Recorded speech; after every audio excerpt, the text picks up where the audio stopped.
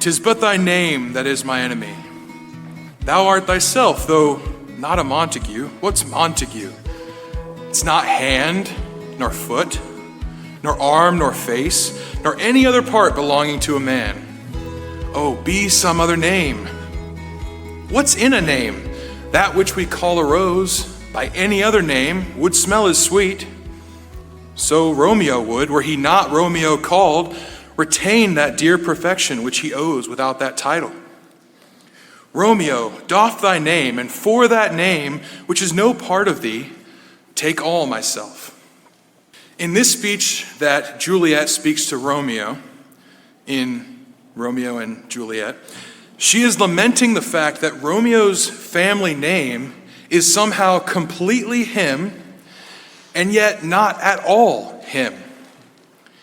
It's the name Montague that unequivocally sets him and his family at odds with her and her family, the Capulets. Who is against the Capulets? The Montagues. Who is a Montague? Romeo. And yet, no part of Romeo is actually against Juliet. He loves her. If only he would be known by a different name, he would still be the same Romeo that loved her, wouldn't he? And yet, he would still be of the family Montague. That name wouldn't actually change the reality of the situation. And names are really, really important. They can give us context into something. They can be descriptors. They can let us know someone or something's affiliation with another thing. They're both personal and informative at the exact same time. And this is partially why we always cringe just a little bit when someone gets our name wrong. Maybe they use an abbreviated form of your name and they're really just not that close.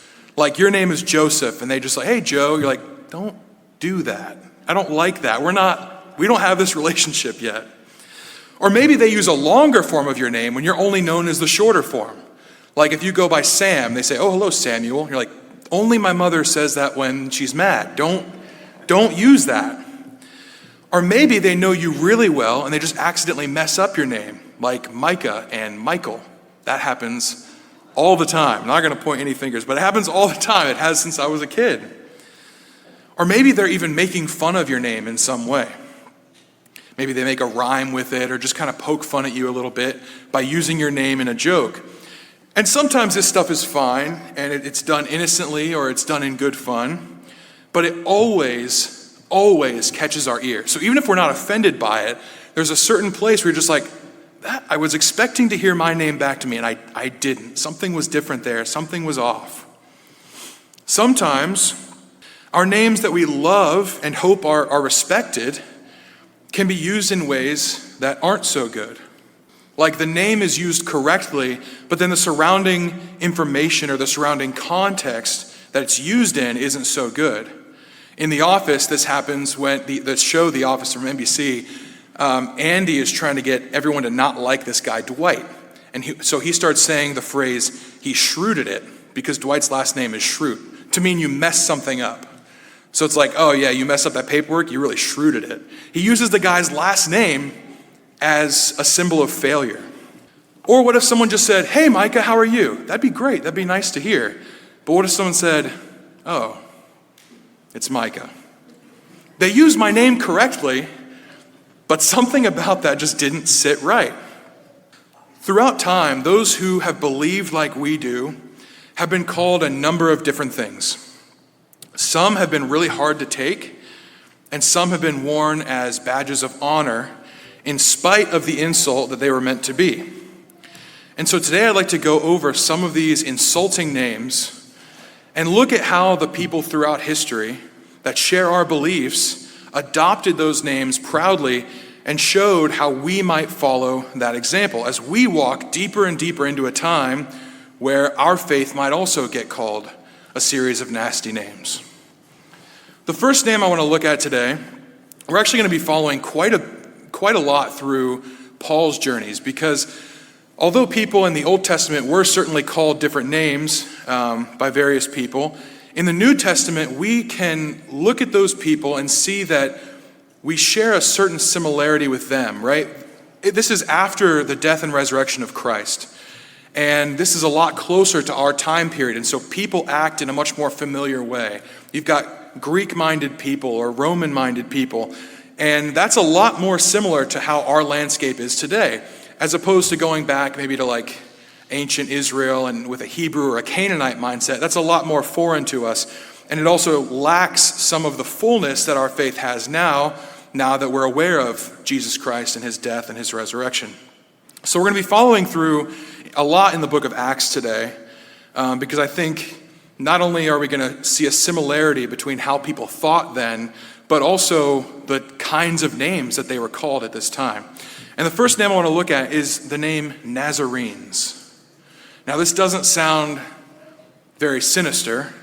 Nazarenes just comes from the idea that Jesus was from Nazareth.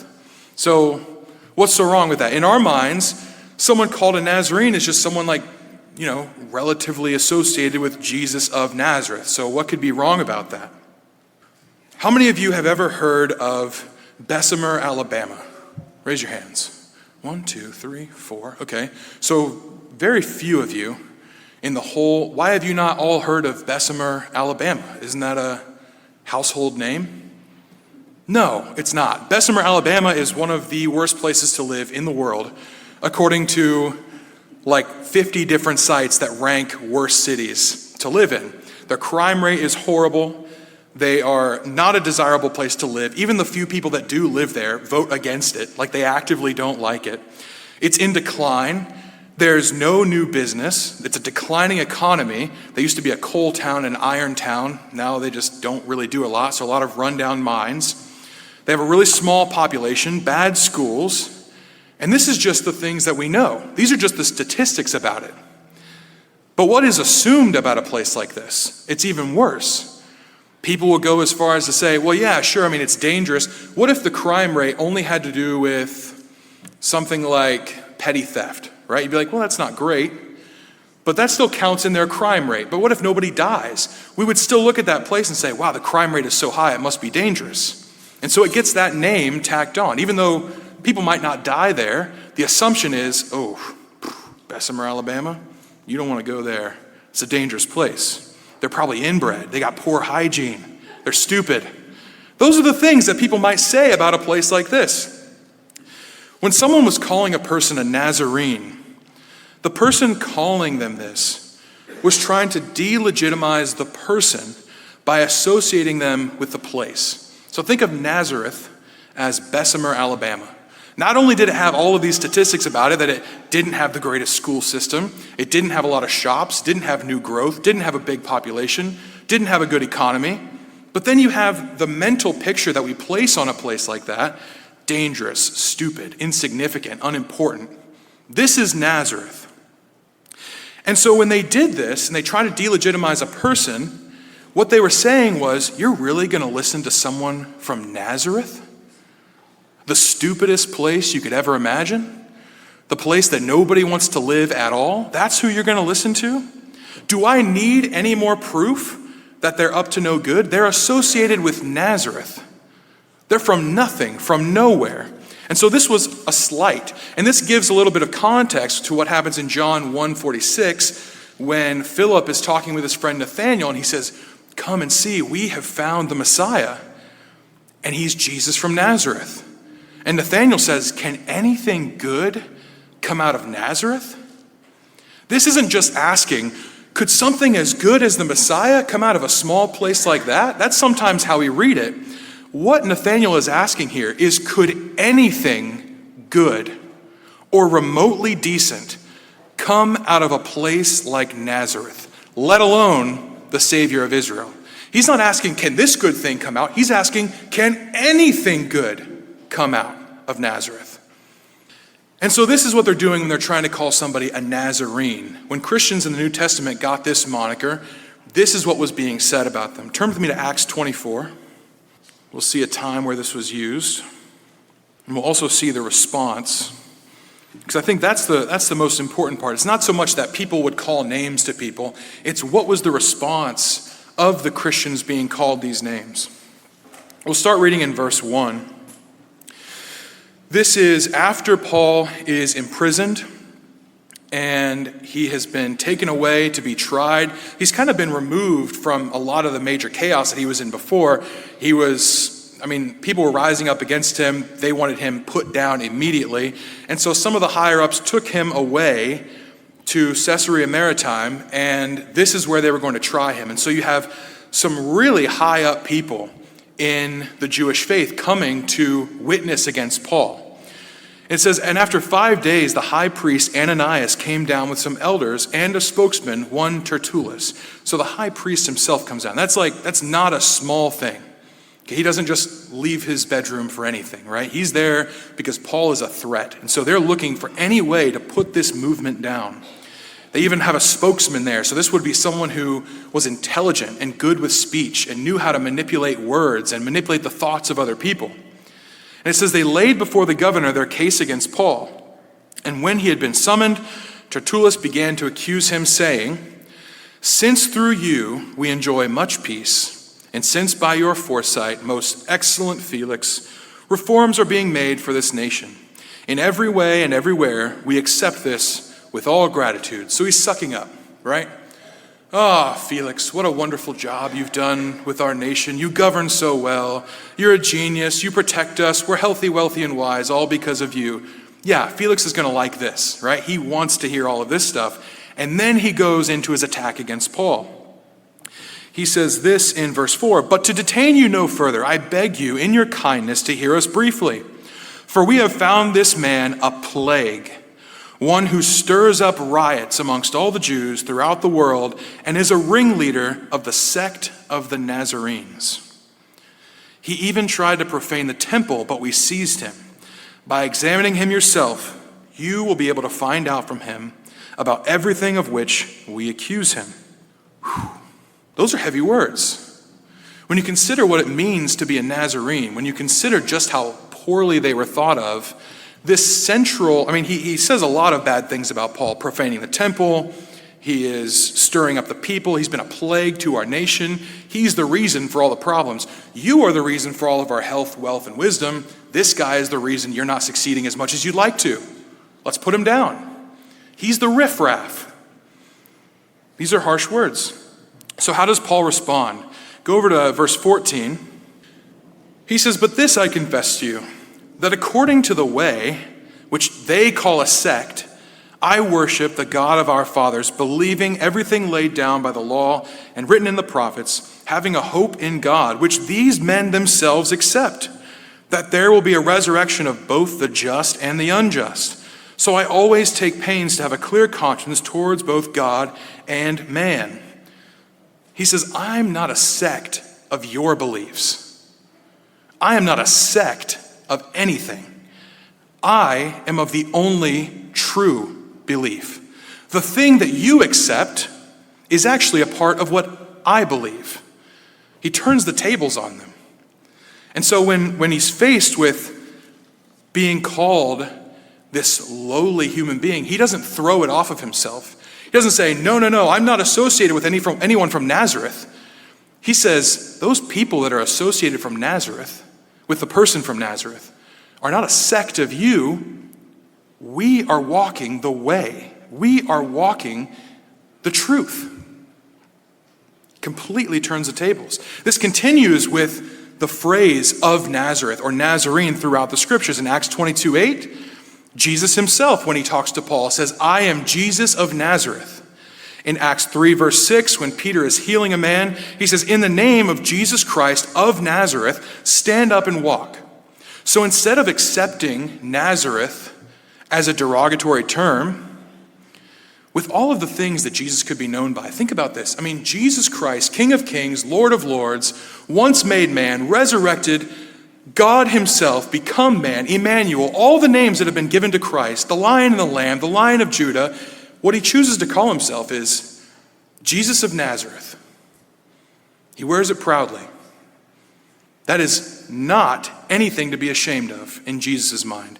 And Peter, when he heals this man, there's no distancing himself from one of the riffraff of Nazareth. He says, no, look what an amazing thing came out of Nazareth. I'm proud of that title. And this continued to gain recognition throughout the Bible. Today, people will literally do the exact same thing. They will belittle our faith because they'll say it's from some mystic preacher from a remote corner of the desert. They're trying to make you feel dumb about what you believe based on its location. But this is a logical fallacy. It's a red herring. It's an ad hominem attack. We don't have to be afraid of these attacks. Jesus and the apostles, they certainly don't seem to be. The reality is, Jesus was sent to Nazareth to fulfill a prophecy. And it was a prophecy that was going to be fulfilled in one of the most unlikely ways imaginable. The glory of God is going to come to Nazareth. He can grow in popularity and fame. He can do amazing works. He can draw a crowd because what he's saying is true and right and good, all from Nazareth, the place you would least expect him to be able to work from, the place with the least resources, the least attachment to the overall broader society. And so when you say that someone is a Nazarene, what you're saying is, no, I'm associated with Jesus of Nazareth, who came as God in the flesh to one of the most humble places in the world to change the fate of the world. That doesn't sound so bad. So go ahead, call us that if you'd like. I don't mind. That seems to be what the first century apostles thought as well. The next name I want to get to is Seedpicker. This one sounds a little weird. I bet you didn't know that Christians were called seed pickers before, but they were. Turn to Acts chapter 17. Honestly, seed picker doesn't even sound that bad. Like it kind of lacks meaning. But at this time, it was used as an insult. Starting in verse 16 is where we'll begin reading. This is when Paul travels to Athens, and this is just prior to his address at the Areopagus. Acts 17:16. Now, while Paul was waiting for them at Athens, this was his other friends that were journeying with him, his spirit was provoked within him as he saw that the city was full of idols. So he reasoned in the synagogue with the Jews and the devout persons, and in the marketplace every day with those who happened to be there. Some of the Epicurean and Stoic philosophers also conversed with him, and some said, "What does this babbler wish to say?" Others said, "He seems to be a preacher of foreign divinities because he was preaching Jesus and the resurrection." This word, babbler, is spermologos, which means seed picker. That's the literal definition or the literal interpretation of what that word is. This was somebody who was a street preacher. They were spewing whatever doomsday prophecy they could possibly get a hold of. They were sharing every bit of new knowledge and forming it together into some weird ministry. Nobody was following them. They were on the side of the road just screaming obscenities and telling you that the world was going to end. That's a seed picker. But they were taking a truth from here and a truth from here and a truth from over there, and they were putting it into one cohesive message. So they were picking out the seeds of truth, just like a bird, and then presenting that as one belief. And that's what they say that Paul is doing. So what we can tell here is that they heard things that Paul was saying that rang true to them. Something about what he was preaching made some sort of sense, and yet it was confusing. They needed clarity on this. This is why they asked to see him again. If he had gone and preached nothing that they had ever heard before or nothing that they believed at all, we can see this at the Areopagus. Paul used their own context to preach to them, right? And so when he's speaking to these people, they say, yeah, you're getting like this piece from our beliefs, this piece from over here. You're a seed picker. You're not actually presenting a whole message. You're just stealing from everybody else. So in Acts 17, in verse 24, if you want to roll down there with me, it says, "The God who made the world and everything in it, being Lord of heaven and earth, does not live in temples made by man, nor is he served by human hands as though he needed anything, since he himself gives to all mankind life and breath and everything. And he made from one man every nation of mankind to live on all the face of the earth, having determined allotted periods and the boundaries of their dwelling place, that they should seek God and perhaps feel their way toward him and find him. Yet he is not actually far from each one of us. For in him we live and move and have our being, as even some of your own poets have said, for we are indeed his offspring." So Paul is saying, you say that you recognize some element of truth to what I'm saying. You say that I'm picking a truth from here and a truth from here and a truth from there, from different belief systems. Instead, let me tell you about God, the Father of all, where every ounce of truth comes from. I will show you that it was you who was picking and choosing what to believe and what not to believe, because I get my information from the source himself. Certainly, some of what you say is true. You have poets that spoke wisdom. You have an altar to an unknown God over here that seems to be pointing in the direction of something better than what you've got over here that you claim to know is God. So some of what you have makes sense, but you do not have all that you need. You're the seed picker. You just got one of them, one little seed of truth. Today, we will be accused of taking wisdom from other religions. This happens all the time. The golden rule, that's from every faith that ever existed. Confucius probably was the one that came up with that. The flood, that's just a universal myth story that everybody has. It's some catastrophe that happens. It doesn't mean it actually happened. It doesn't mean the Bible even had it right. They were stealing from other people. What about Savior back from the dead? Nimrod did that. Odin did that. Odin actually did it after 3 days on a tree. I don't know if you know that story, but Odin, the Norse god, died on a tree for 3 days and then came back to life. And they would say, you just stole that from the Odin myth. Why would we believe what you have to say? But we don't have to be shaken by this. Yes, other religions, even pagan ones, have gotten a few things right over the years. This makes sense if the biblical account of Genesis is actually historical, because we have a common origin. We all started at the same place. Their insult, seed picker, is an admission that there is truth to what's being said and that it's scattered everywhere. Our claim is that we found the source of it. We know who he is, or rather, he found us. The next name I'd like to look at is disturbers of the peace. This one is interesting. It happens a lot in the New Testament. Several instances where we could draw from. The apostles preached Christ and were beaten for drawing a crowd. Elijah, even in the Old Testament, was labeled by Ahab as a troubler of Israel, one who disrupts the waters. But I'll continue on with Paul, because it definitely happens to him too. In Acts chapter 16, in verse 20, this is just another one of the myriad of accusations leveled against Paul and the other apostles. This one comes after Paul released a demon-possessed girl from possession, and it lost the money of the people that were exploiting her. So they had this slave girl that was possessed by a demon. Paul eventually freed her from that demon, and the people that were profiting off of this slave girl were furious because she couldn't do predictions or anything supernatural anymore. And so they get mad and they bring Paul to the authorities. Acts chapter 16, 20. And when they had brought them to the magistrates, they said, "These men are Jews, and they are disturbing our city. They advocate customs that are not lawful for us as Romans to accept or practice." The crowd joined in attacking them, and the magistrates tore the garments off them and gave orders to beat them with rods. And when they had inflicted many blows upon them, they threw them into prison, ordering the jailer to keep them safely. Having received this order, he put them into the inner prison and fastened their feet in the stocks. Now, peace is a good thing. It's hard to defend against being called a disturber of the peace because typically there's evidence for it. Things were quiet, now they're not. Something happened, you're the catalyst. It's just right there in front of you. So there was calm, now there's not. It's your fault.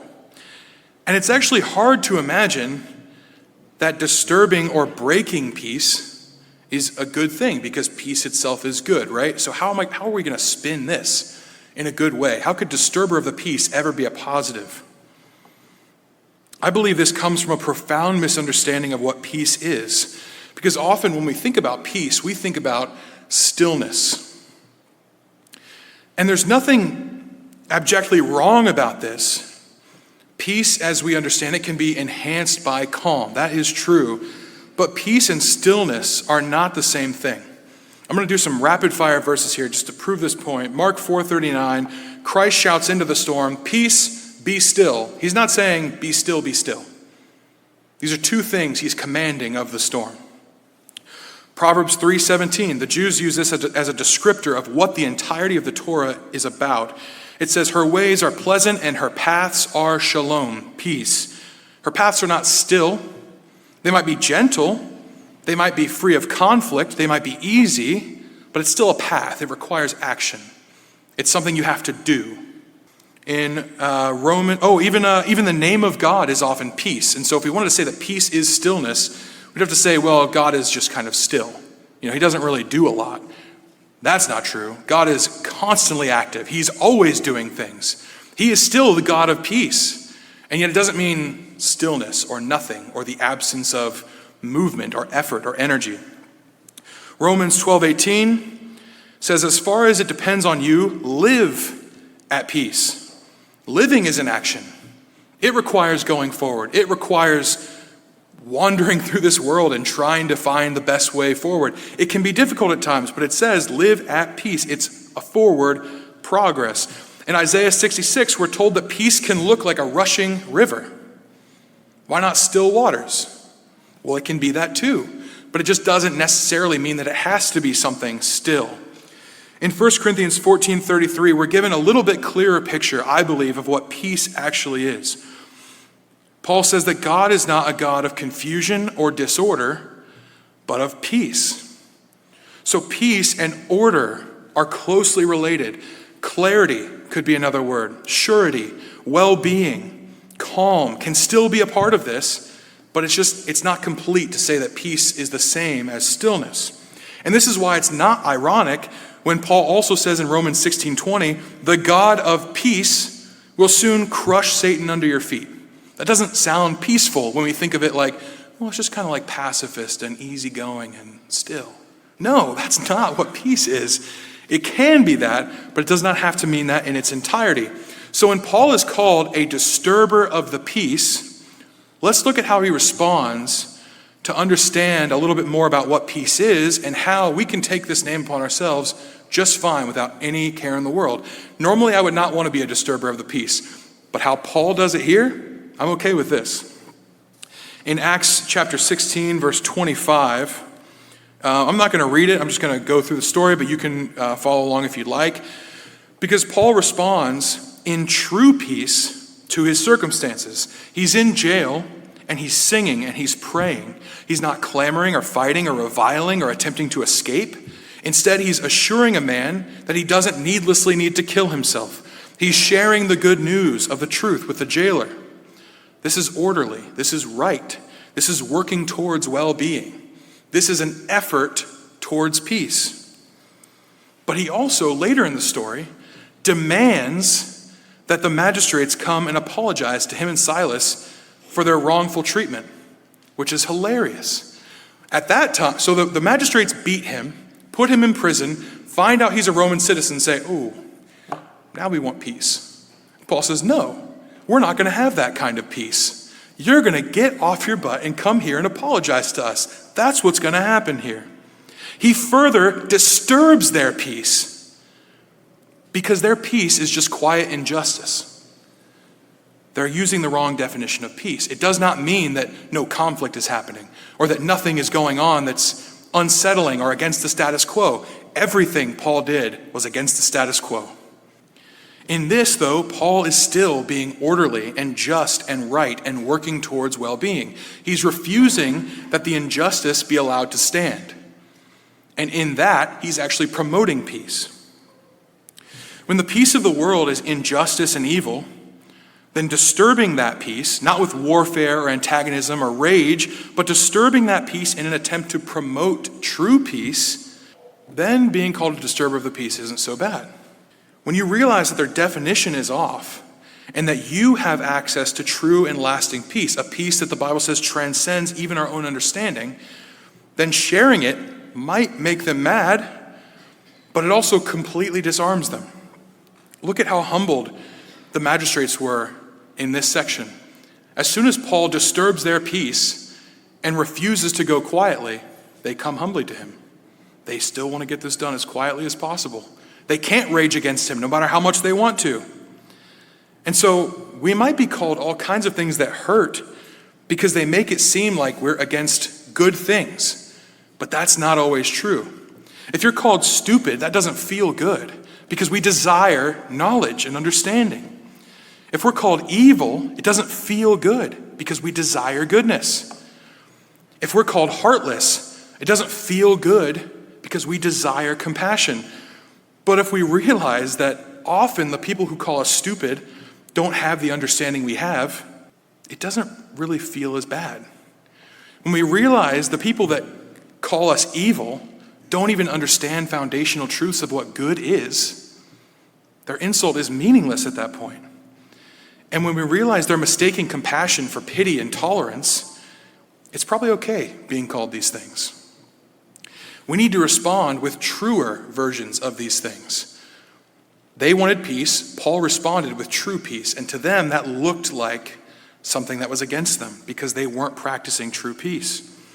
We can share truth. We can overcome evil with good. We can have genuine compassion that doesn't want to see people harm themselves with their own ideologies. If the world's peace is war with Christ, then I will gladly disturb it. That's fine with me. You can call me a disturber of the peace. Call me what you'd like. The last one I'd like to look at is the term Christian. Now this one's interesting because that's what we call ourselves. However, this was not always the case. Christians were not always known as Christians. And this is probably the best example of Christians being slandered and then leaning into the punch because we've adopted it and it's lasted even today. Turn with me to Acts chapter 11. Acts chapter 11, verse 25. It says this, "So Barnabas went to Tarsus to look for Saul. They had heard that there were people in Antioch thriving after the death of Stephen. So Stephen dies, the people are scattered, and they hear, man, the Christians at Antioch, well, they're not called Christians. The believers at Antioch are doing really well. We need to go check it out. So Barnabas goes and gets Paul, or Saul at this point. And it says he brought him to Antioch, and for a whole year they met with the church and taught a great many people. And in Antioch, the disciples were first called Christians." Now, historically, the people of Antioch have a long history of satirical name-calling. It's a common method in Greek thinking to make you appear as the other. When I give you a name, even if it's not that insulting, it's just poking fun generally, I've labeled you. I have set you over here. I've boxed you in. So you're right here, and I can either dismiss you or open you up, take you off the shelf anytime I want, but it's meant to just set you apart, make you other than we are. At this time, if you were loyal to the general Pompey, you were a Pompeian.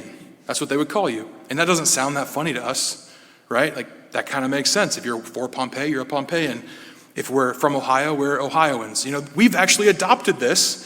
We've just refused to take it as an insult. But at this time, to say you're a Pompeian from someone who wasn't for Pompey, that would have been an insult. Same thing with Augustus, you're an Augustinian. So in the first century, this is just fun wordplay to poke fun at people of a certain, that they're following a certain person or idea or group.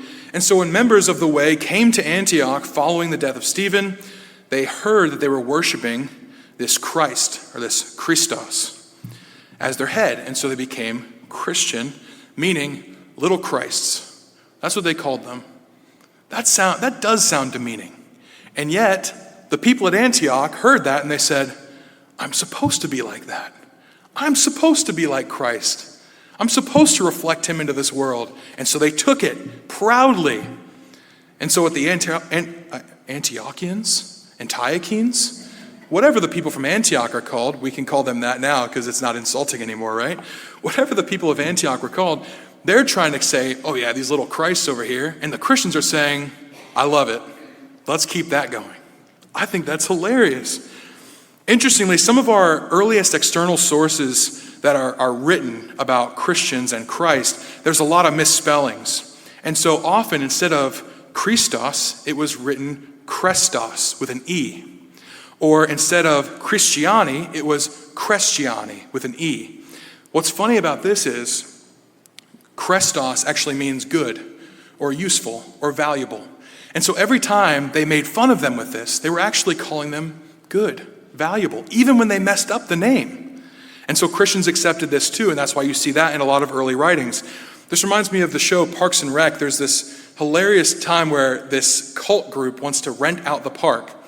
And they're signing out the form. They say, oh yeah, we call ourselves the reasonablists because then if anybody's against us, it seems like they're against people being reasonable. That's genius. If you call me a little Christ or you call me a little good one or a little valuable one, that's not an insult at all. And yet it was meant as one. So sometimes people out of ignorance will try and belittle you by their low estimation of what you do or who you follow. No offense needs to be taken here. I do follow Jesus Christ. I actually couldn't think of a better name you could call me. That's a compliment to me. Now, they might say it in derision, but we can wear it proudly because it's true. We don't need to be afraid of labels because even if it's spoken out of misunderstanding or derision, it can still speak good things about us to other people. In 200 AD, a Roman came in contact with a Christian in Rome. He heard about his faith, and he thought it was the most ridiculous thing he'd ever heard. A dying God, a criminal, worshiping a person who isn't alive anymore, who was found guilty and died in humiliation. How stupid could you be? And so with nothing better to do, he carved on the wall of the Roman town little stick figures, and he labeled it what it was. So what this picture is there's one man standing on the ground with his arm raised up, and he's looking into the eyes of another person who has the head of a donkey. And the person that has the head of a donkey is hanging on a cross.